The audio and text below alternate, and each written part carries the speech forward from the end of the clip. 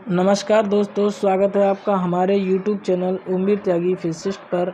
दोस्तों, आज मैं आपके लिए एक वीडियो लेकर आया हूं। इस वीडियो में हम बात करेंगे पृथ्वीराज चौहान की। किन की बात करेंगे? पृथ्वीराज चौहान की। ये पृथ्वीराज चौहान जो हैं हमारे भारत के परम प्रतापी शासकों में से एक हैं, जिनकी गाथा को अगर जीवन गाथा को गाया जाए तो बड़ा ही एक उत्साह होता है हमारे अंदर, क्योंकि ये बहुत प्रतापी राजा रहे थे। इसलिए तो आप शुरू करते हैं इनके बारे में, इनकी चर्चा। इनका जन्म 1166 में हुआ था। कब हुआ था इनका जन्म? 1166 ईस्वी में हुआ। 1166 में मात्र 11 वर्ष की आयु में ही, कितने वर्ष की? 11 वर्ष की आयु में ये शासक बन गए थे। कहाँ के? अजमेर के। ऐसा क्यों हुआ था? तो इसके पीछे एक दुखद कहानी है। दुखद कहानी ये है कि इनके पिता सोमेश्वर थे, इनकी हत्या कर दी थी। इनके पिता की क्या कर दी थी? हत्या कर दी थी सोमेश्वर जी की।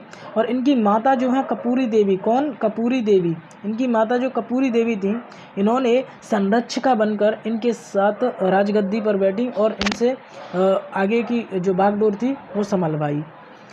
1177 में इनका राज्याभिषेक हो गया था। कब हुआ था? 1177 में। और लास्ट इन्होंने 11 से 92 तक इन्होंने अपना शासन किया। कितने तक? 11 से 92 तक। मोहम्मद गौरी से इनका अंतिम युद्ध था।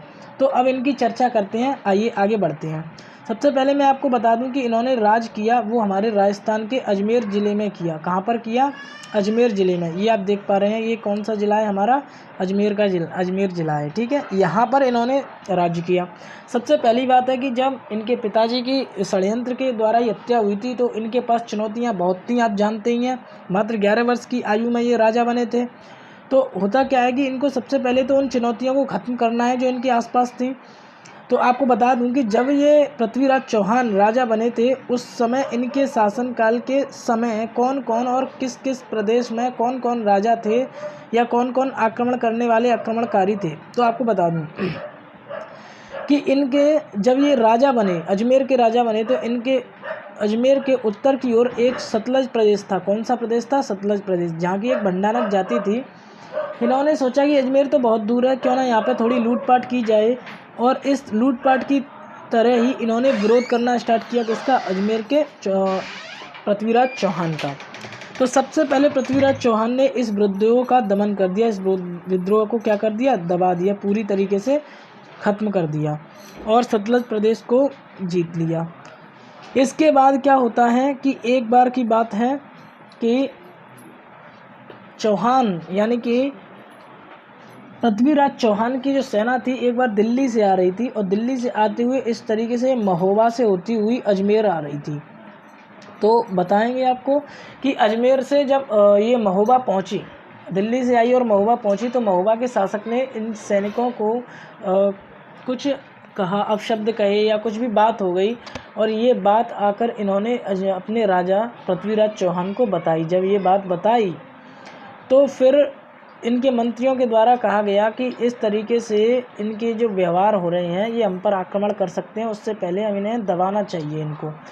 तो अजमेर के जो चौहान थे, पृथ्वीराज चौहान, इन्होंने आक्रमण कर दिया। किस पर? महोबा पर। किस पर आक्रमण कर दिया? महोबा पर आक्रमण कर दिया।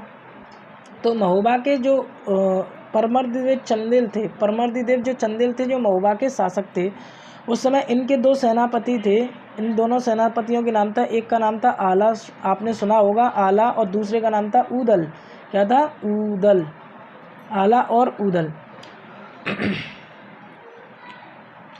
तो आला और ऊदल उस समय कन्नौज गए थे। ये परमर्दिदेव चंदेल से थोड़े से नाराज़ थे, उस समय कुछ बात हो गई थी तो ये दूर चले गए थे। जब आक्रमण हुआ अजमेर से चौहानों का तो परमर्दिदेव चंदेल ने इनको बुलावा भेजा, आला और ऊदल को, कि ऐसे ऐसे आक्रमण हो गया है, आप आके अपने राज्य की रक्षा करवाइए। तो आला और ऊदल क्या होते हैं, वापस परमर्दिदेव चंदेल के यहाँ यानी कि महोबा आ जाते हैं और इस युद्ध में आला और ऊदल की मृत्यु हो जाती है। आला ऊदल मारे जाते हैं और परमर्दिदेव चंदेल इस युद्ध को हार जाता है। क्या हो जाता है? हार जाता है। और हारने पर पृथ्वीराज चौहान की जीत हो जाती है। तो इस तरीके से यहाँ पर पृथ्वीराज चौहान का शासन भी हो गया। कहाँ पर? महोबा में भी हो गया, सतलज प्रदेश में भी हो गया, यानी इन दोनों प्रदेशों को इसने जीत लिया। अब बात आती है कन्नौज की। तो कन्नौज के जो जयचंद गढ़वाल थे, कन्नौज के जयचंद गढ़वाल जो थे वो पृथ्वीराज चौहान के मौसेरे भाई थे। कैसे भाई थे? मौसेरे भाई थे। ठीक है, तो आगे बढ़ते हैं। मौसेरे भाई होते हुए भी क्या हुआ, देखते हैं घटना को। एक बार इनकी जो पुत्री थी जयचंद गढ़वाल, ये कन्नौज के जो शासक थे जयचंद गढ़वाल, इनकी पुत्री थी संयोगिता। कौन थी? संयोगिता। संयोगिता का इन्होंने स्वयंवर रचा। क्या रचा? स्वयंवर रचा।